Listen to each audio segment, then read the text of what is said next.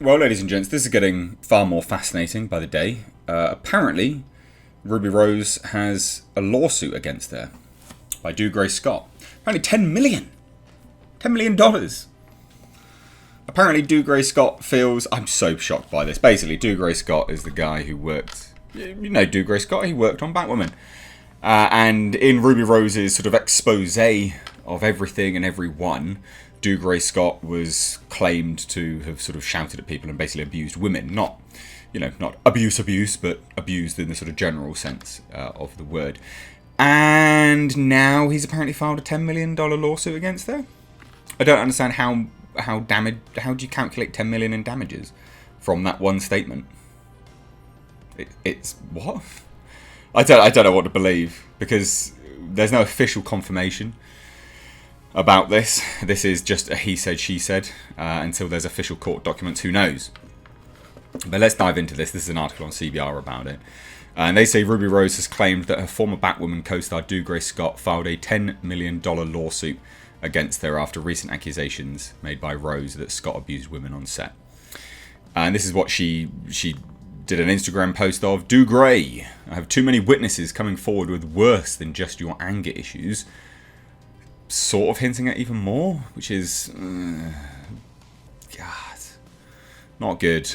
But you're suing me for $10 million because Greg Berlanti shared his lawyer with you. Please, come first so I could use the money from that case to take on Greg Berlanti. Now, we'll dive into this in a moment, but a lot of people... This is perfect evidence of this anyway. A lot of people are always jumping into the comments, or have been, over this situation, gone, well, what's the difference between this and Greg Fisher? I can't remember his bloody first... Ray Fisher, that's the one. What's the difference between this and Ray Fisher? The difference is she's trying to show as much evidence as she humanly possibly can, which lends itself to some more credence, I guess, a little bit more legitimacy. I don't just believe random statements. Like, I don't even believe this. I don't believe just yet that Dougray has filed a $10 million lawsuit. Why? Because there's no evidence of it. But everything she did say before, she tried to back up with some evidence. Like, she showed pictures and she showed email exchanges and stuff. I mean, still, it was quite wishy-washy, but there was some evidence there, I guess you could say. Especially about them, Warner Brothers TV, hassling her to get back to work, and hassling her during her recovery time from a spinal injury, which that's not good at all. So this is fascinating stuff, but I just wanted to sort of clarify, I guess, what the difference is, at least in my head. And I think in the head of most people, is that, Ray Fisher never showed any evidence. So let's dive into this a little bit more. On October 21st, just to clarify what was stated anyway, over a year after she exited the CW series where she played Kate Kane, Batwoman, for one season, Rose made accusations on social media not only against Scott but against showrunner Caroline Dreiss, former Warner Brothers Television Group chairman Peter Roth, co-star Dougray Scott, and Berlanti Productions' Greg Berlanti and Sarah Schechter. In regards to Scott, Rose claimed that the actor hurt a female stunt double. He yelled like a bitch at women and was a nightmare.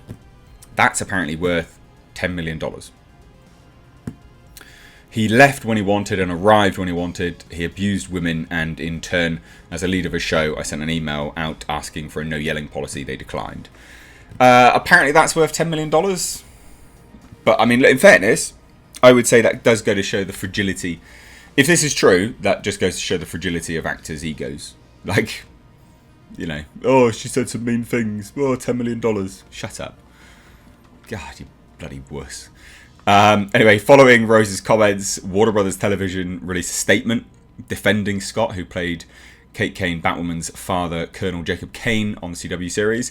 And this was their statement. We condemn the comments made by Ruby Rose about Dougray Scott. Warner Brothers has found Mr. Scott to be a consummate professional and never received any allegation against him of bullying or of abusive behaviour on his part. Mr. Scott was greatly respected and admired by his colleagues and was a leader on the set, the studio said in a statement as reported by Deadline. Warner Brothers Television did not pick up Ruby Rose's option for an additional season because of multiple complaints about workplace behaviour that were extensively reviewed by the studio. So this is what I mean, this sort of backwards and forwards. And then we get this. So in another statement released shortly after Rose's comments, Warner Brothers also called the allegations revisionist history. And like, I covered this at the time and I said, well, they're on brand. They've said this before about other people. But it's also what any company would say. They're never going to just come out and go, oh yeah, you're so right, sorry. like just screw us publicly, I guess. Of course they're not. Now, they also said that the network decided not to bring Rose back for season 2 of Batwoman based on multiple complaints about workplace behaviour that were extensively reviewed and handled privately out of respect for all concerned. Following Warner Brothers' statement, Scott since responded to Rose's claims and also cited her workplace behaviour as the reason for her not returning to the series. I absolutely and completely refute the defamatory and damaging claims made against me by her. They are entirely made up and never happened. But apparently that's worth $10 million. But interestingly enough, in the days following, Rose did begin releasing emails to support her allegations made about hazardous on-set conditions and demands. Her accusations also included that Roth threatened to fire her if she didn't return to the set 10 days after neck surgery, and that Dreiser's refusal to shut the production down during the pandemic indirectly led to an accident that left another production assistant paraplegic actually. And this is the thing, right? No one has managed to... No one has actually refuted any of the allegations of set safety, and they can't because they're very clear to see. That's an inarguable fact. She did damage herself in a stunt.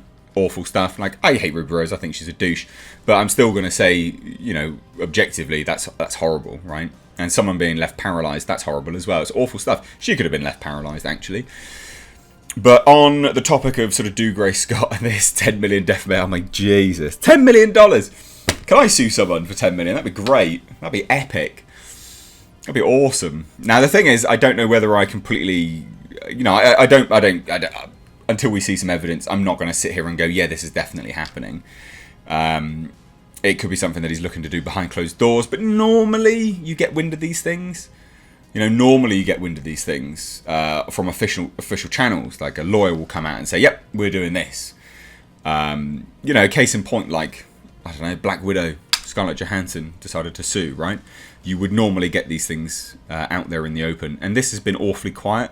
So I don't know whether I 100% believe this. But in terms of what's interesting, in terms of the evidence that was provided by Ruby Rose to support her allegations, was actually comments made by other cast and crew, like the guy who played Lucas Fox, for instance, was very supportive and things like that. Yet he publicly came out and slated Ruby Rose. So that was interesting to kind of watch unfold. And, just, you know, it just goes to show that fragility, the sort of two-facedness of actors on a whole, which is tragic and a shame, you know, because if they spent less time acting, maybe they'd be real human beings.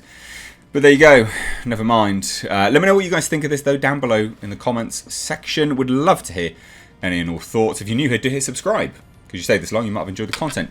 Give the video a like, and please do share it. And also, ladies and gents, check out my second channel. It's linked in the description box. You might like it. Vlog, cars, maybe, rare stuff, Japanese. Yay. Check it out. Become a member, become a patron. It's all linked down below. Cheers. Take care.